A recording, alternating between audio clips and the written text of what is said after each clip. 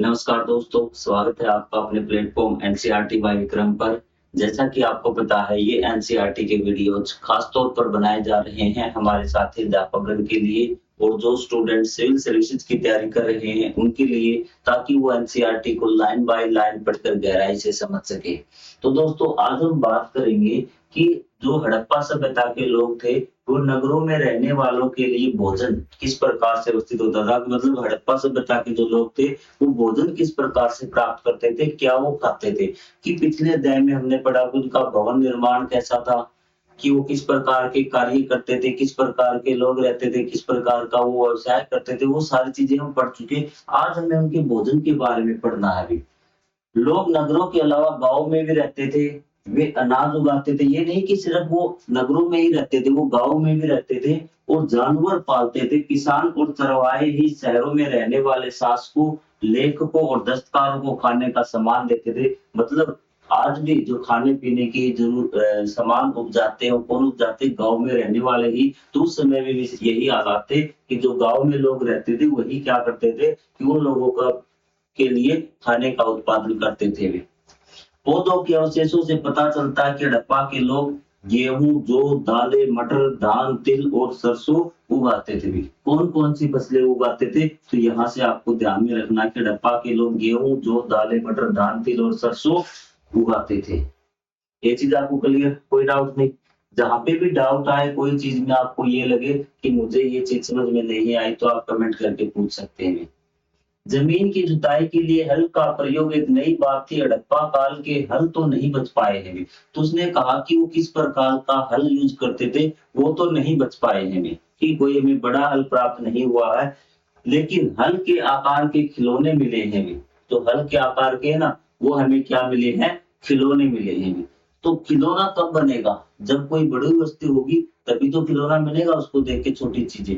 तो हमें हल के रूप में खिलौने मिले हैं, तो हमें इसी से पता लगा कि शायद उस समय बड़ा हल भी होगा और वो खेती करने के काम में आता होगा। इस क्षेत्र में बारिश कम होती थी, इसलिए सिंचाई के लोगों ने कुछ तरीके अपनाए होंगे। संभवतः पानी का संचय किया जाता होगा और जरूरत पड़ने पर उससे फसलों की सिंचाई की जाती होगी। तो बारिश कम होती होगी तो सिंचाई के भी कुछ तरीके अपनाए होंगे और तरीका क्या था कि पानी को इकट्ठा किया जाता होगा और फिर बाद में जब जरूरत हो तब उससे सिंचाई की जाती होगी। ये चीज क्लियर आपको? हड़प्पा के लोग गाय, भैंस, भेड़ और बकरियां पालते थे। बस्तियों के आसपास तालाब, चारागाह होते थे, लेकिन सूखे महीनों में मवेशियों के झुंडों को चारा पाने की तलाश में वो दूर-दूर जाते थे। ठीक है? जब आपके बारिश नहीं होती थी, सूखा आता था, तो वो अपने मवेशियों के लिए चारों की तलाश में और पानी की तलाश में दूर-दूर जाते रहे होंगे और ये आप देखिए। हल ये क्या है? एक खिलौना मिला है जो आपको हल जैसा दिख रहा है, इसलिए कहा गया कि शायद वो हल का भी प्रयोग करते थे। बच्चों का खिलौना हल। आज हल चलाने वाले ज्यादातर किसान पुरुष होते हैं। हमें ज्ञात नहीं है कि क्या ये हड़प्पा में भी यही प्रथा थी भी। ठीक है? तो उसने कहा कि जो हल कौन चलाता था अभी, ठीक है? तो हमें ये नहीं पता था कि आज के ज़माने में जो हल चलाते थे ना, जो हमने देखे कि ऊँट से, आपके बैल से, जो आपके बिजाई वगैरह भूमि जोतते हैं, तो ज़्यादातर वो किसान होते हैं, वो पुरुष होते हैं भी। तो उस समय ज्ञात नहीं कि जो हल कौन चलाता था, पुरुष चलाते थे या फिर महिलाएँ चलाती थी, ये हमें कोई ज्ञात नहीं है। वो वे बेर जैसे फलों को इकट्ठा करते थे, मछलियाँ पकड़ते थे और हिरण जैसे जानवरों का शिकार भी करते थे। ये उनके खान-पान के बारे में, फसलों के बारे में और जानवरों के बारे में बात हो चुकी। अब हम बात कर लेते हैं कुछ। एक हड़प्पा काल नगर है, उसका सूक्ष्म निरीक्षण कि वहाँ चीज़ें कैसी थी आखिरकार में। ठीक है? तो गुजरात में हड़प्पा कालीन नगर का सूक्ष्म निरीक्षण। कच्छ के इलाके में खदीर बेट के किनारे धोलावीरा नगर बसा था। अभी एक नगर के बारे में सूक्ष्म निरीक्षण कर रही, यहाँ से आपसे क्वेश्चन बन सकता है धोलावीरा के बारे में। ये कहाँ है? कच्छ के इलाके में खदीर बेट है। क्या है एक जगह? खदीर बेट है एक क्षेत्र का नाम। उसके नजदीक क्या है आपका? ये धोलावीरा है। याद रखना, जो यूपीएससी क्वेश्चन पूछती है वो ऐसे ही पूछती है। आप कहोगे हमें तो कहीं पढ़ाया नहीं गया। खदीर बेट के किनारे धोलावीरा नगर बसा था। ये सबको पता है कि कच्छ के इलाके में है, धोलावीरा है गुजरात में, लेकिन ये कुछ को ही पता होगा कि खदीर बेट के किनारे है। वहां साफ पानी मिलता था और जमीन उपजाऊ थी। जहां हड़प्पा सभ्यता के कई नगर दो भागों में विभक्त थे, वही धोलावीरा भाग को तीन भागों में विभक्त किया गया था। एकमात्र नगर हड़प्पा सभ्यता का जो 3 भागों में विभाजित था, वो क्या था आपका? धोलावीरा था। इसके हर हिस्से के चारों ओर पत्थर की ऊँची-ऊँची दीवार बनाई गई थी। इसके अंदर जाने के लिए बड़े-बड़े प्रवेश द्वार थे। इस नगर में एक खुला मैदान भी था जहाँ सार्वजनिक कार्यक्रम आयोजित किए जाते थे। अब क्या पता कि कार्यक्रम आयोजित किए जाते थे या नहीं किए जाते, लेकिन हमने मान लिया कि खुला स्थान है जहाँ पे सार्वजनिक कार्य आयोजित किए जाते होंगे। एक आपके से बीच में आपको क्या मिला? खुला मैदान मिला है। यहाँ मिले कुछ अवशेष हड़प्पा लिपि के बड़े-बड़े अक्षरों को पत्थरों में खुदा पाया गया है। इन अभिलेखों को संभवतः लकड़ी में जड़ा गया था। यह एक अनोखा अवशेष है क्योंकि आमतौर पर हड़प्पा के लेख मोहर जैसी छोटी वस्तु पाए जाते। यहाँ पर क्या है भई, यहाँ पर जो लिखित साक्ष्य मिले हैं हड़प्पा सभ्यता के, वे अक्सर क्या बड़े-बड़े हैं। शायद उनको लकड़ी पे बनाया गया था और पत्थरों में फिट किया गया था। लेकिन वो लकड़ी आपकी खत्म हो गई, लेकिन जो निशान थे वो तो रह गए ना। तो इसी प्रकार आपको बताया गया। बाकी तो जो निशान मिले वो हमें छोटे-छोटे मोहरें मिली हैं, बहुत छोटे आकार के। लेकिन यहाँ पर मिले क्या है, कुछ अवशेषों में हड़प्पा लिपि के बड़े-बड़े अक्षरों को पत्थरों में खुदा पाया गया है। इन अभिलेखों को संभवतः लकड़ी में जड़ा गया था। यह एक अभिलेख अनोखा अवशेष है क्योंकि आमतौर पर हड़प्पा के लेख मोहर जैसी छोटी वस्तुओं पर पाए जाते हैं। आपसे पूछा जाएगा हड़प्पा जो सभ्यता उसकी लिपि के बड़े-बड़े अक्षर आपके कहाँ पाए गए हैं? आप कहीं गुजरात के धोलावीरा में। 3 भागों में कौन सा नगर विभाजित था? आप कहीं गुजरात का धोलावीरा है। गुजरात की खंबात की खाड़ी में मिलने वाली साबरमती नदी की एक उपनदी के किनारे बसा लोथल नगर भी। अब हम बात करते हैं लोथल शहर की भी, ठीक है? और ये कहाँ बसा है? वो बेट किनारे था ना, तो ये कहाँ आपका गुजरात की खंबात की खाड़ी में मिलने वाले देखिए कितने फैक्ट होते हैं, लाइन बाय लाइन आप पढ़ते हैं ना तो आपकी ज्योग्राफी भी क्लियर होती है कि खंबात की खाड़ी में गिरती कौन सी नदी? साबरमती की एक उपनदी के किनारे बसा लोथल नगर भी। एक ऐसा, ठीक है, नगर बसा है। लोथल नगर है वो साबरमती के उपनदी है, सहायक नदी है, उसके किनारे पर ये बसा है अभी। और जो आपकी साबरमती नदी है वो किस कहाँ पे गिरती है? खंबात की खाड़ी में। जहाँ कीमती पत्थर जैसा कच्चा माल आसानी से मिल जाता था अभी, वहां पर आपका, क्योंकि आपको पता है कीमती पत्थर कहाँ से मंगाते थे हड़प्पा वाले? आप कहेंगे सर गुजरात से। अब तो ये नगर ही गुजरात में है लोथल, तो यहाँ पे कीमती पत्थर तो आसानी से मिल जाते थे।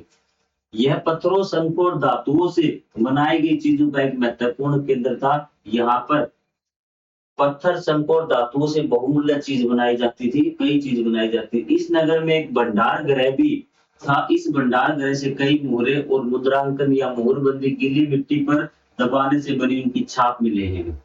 अब इस नगर से क्या मिला? भंडार गृह भी। लोथल था भी, क्या था? लोथल। और लोथल को बोलते हैं बंदरगाह भी बोलते हैं, गोदीवाड़ा बोलते हैं। क्या बोलते हैं? गोदीवाड़ा। जो हड़प्पा का गोदीवाड़ा कहाँ था? लोथल में। अब देखना कि अगर बंदरगाह था, ये एक व्यापारिक केंद्र था, ठीक है, तो यहाँ पे समझना भंडार गृह तो यहीं पर ही मिलेगा, याद रखना।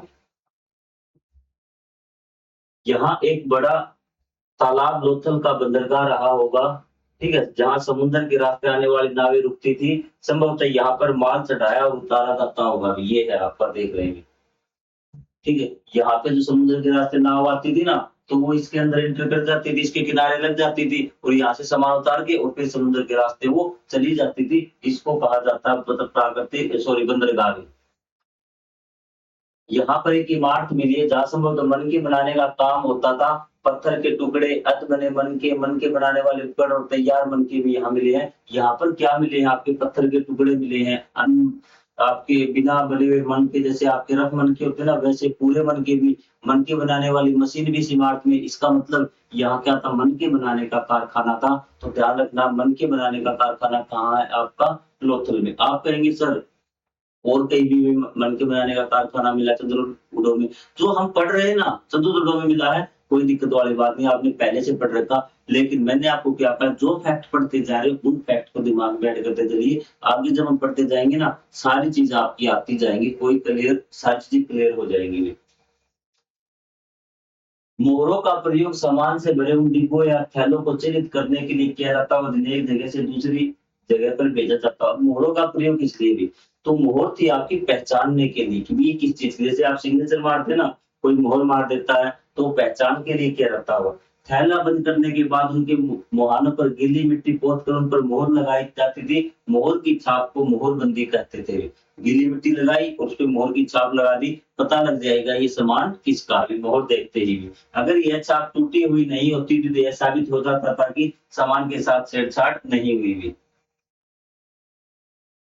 सब वार्ता के अंत का रहस्य। अब हम बात करें इसके अंत पे पहुंचने की। छोटी-छोटी हमने बातें पढ़ ली, इतना नहीं और भी आएगा आगे की क्लासेस में। आप फिर आपका डब्बा से बताएगा, आगे क्लास फिर हम और डिटेल से पढ़ेंगे भी। अब ये बातें अपने दिमाग में जमा कर लेना, जितनी आज हमने पढ़ी है 3900 साल पहले भी। तो सबसे पहले आपको एक बड़ा बदलाव देखने को मिला और इसकी शुरुआत कब हुई थी? 4700 साल पहले। तो लगभग-लगभग 800 साल तक ये सभ्यता पनपी हुई। ये नहीं कि 800 साल कौन-सा पीरियड है, वो पीरियड है जहाँ ये खूब फली-फूली भी, ठीक है?